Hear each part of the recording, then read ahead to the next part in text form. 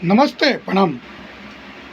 आप देख रहे हैं देश की सच्चाई तक न्यूज और हम हैं आप सबके छोटे भाई प्रेम कुमार प्रेमी। जी हाँ, आपको पता है कि हर एक भोजपुरी से रिलेटेड या हिंदी से रिलेटेड आप सबके बीच इस देश की सच्चाई तक न्यूज पर आप सबके बीच अपडेट लाते रहते हैं।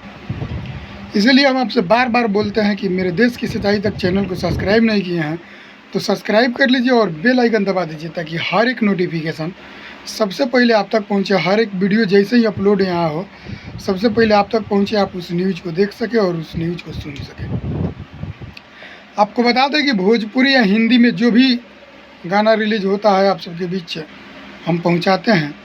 उसी बीच एक गाना जो रिलीज हो चुका है ग्लोबल म्यूजिक जंक्शन से।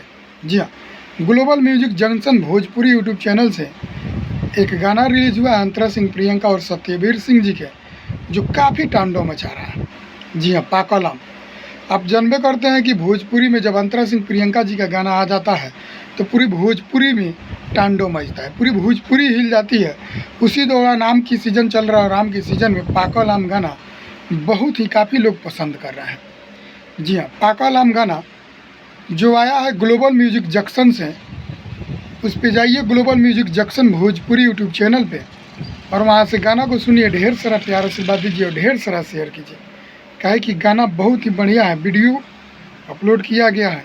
आपको बता दें कि इस वीडियो में कौन ऐसा शख्सियत काम किया, वहीं पुदीना के पुदीना स्टार रवि पंडित जी इस वीडियो में काम किए हैं। बहुत अच्छा लगा वीडियो देख के।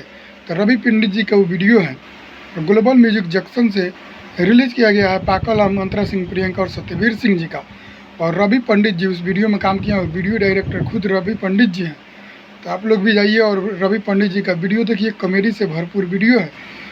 देखिए और प्यार आशीर्वाद दीजिए और वीडियो को ढेर ज़्यादा से ज़्यादा शेयर कीजिए। प्रणाम।